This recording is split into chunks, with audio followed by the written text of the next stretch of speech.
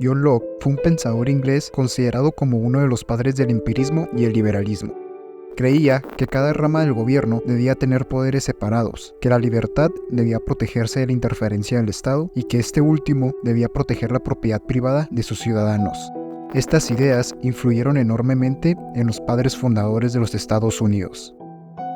Locke publicó 2 ensayos sobre el gobierno civil, los cuales exponen la creencia de que los individuos son más importantes que las instituciones como la monarquía absoluta y la iglesia, por lo que la libertad individual debería de protegerse de una autoridad colectiva tiránica. De estos ensayos, el segundo se convirtió en un texto clave para el desarrollo del liberalismo clásico. En este ensayo se presentan como puntos clave la idea de una separación de poderes del gobierno, la prerrogativa del poder ejecutivo, el estado de guerra, entre otros.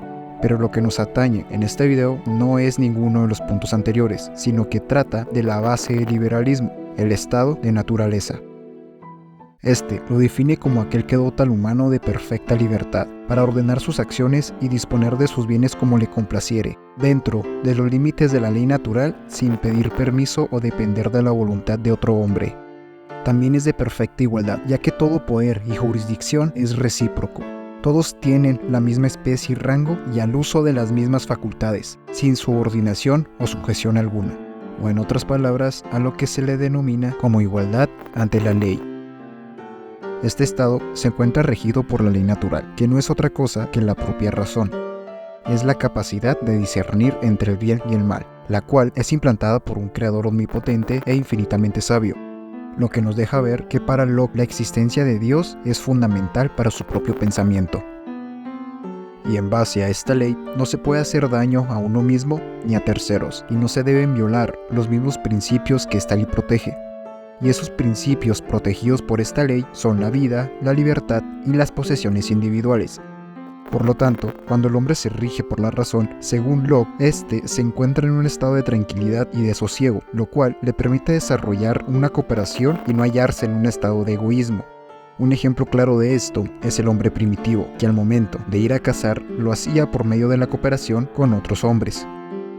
En este sentido, siendo todos iguales e independientes y sin dañar a otros o a uno mismo, cada uno está obligado a preservarse a sí mismo y a no abandonar su propio albedrío, debiendo resguardar por todos los medios posibles el resto de la humanidad, y en contadas excepciones, como por ejemplo ajusticiar a un criminal, no se debe ni siquiera arrebatar o menoscabar la vida, la propiedad o la libertad de las personas.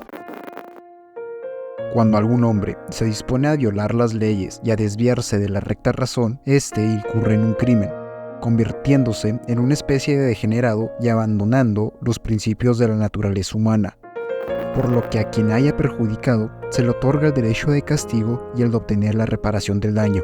De esta forma, un hombre consigue poder sobre otro, uno que se le sancionará en la medida que la tranquila razón determine lo proporcionado a su transgresión, determinando de esta forma lo necesario para el fin reparador y el restrictivo.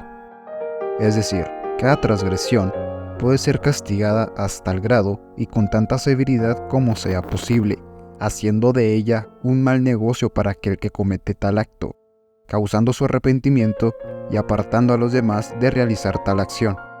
Y justamente en eso es en lo que se basa esta ley de naturaleza: de quien sangre de hombre vertiere, vertida por hombre la sangre será. Habiendo mencionado todo esto, ¿este estado de naturaleza termina alguna vez? John Locke nos marca que este puede terminar por causa de un pacto, pero no cualquier pacto, sino el pacto social, que es como él lo denomina, siendo este una consecuencia por el convenio dado entre hombres para establecer una comunidad y terminar formando un cuerpo político, es decir, un estado o una sociedad política. La diferencia entre este pacto social y otras promesas y pactos que se lleguen a establecer entre unos hombres con otros es que en estos no es necesario renunciar a su estado de naturaleza. Por ejemplo, el trueque, en el que se obliga recíprocamente a cumplir lo pactado entre aquellos que lo celebren, tratando a hombres como hombres y no como miembros de una sociedad política.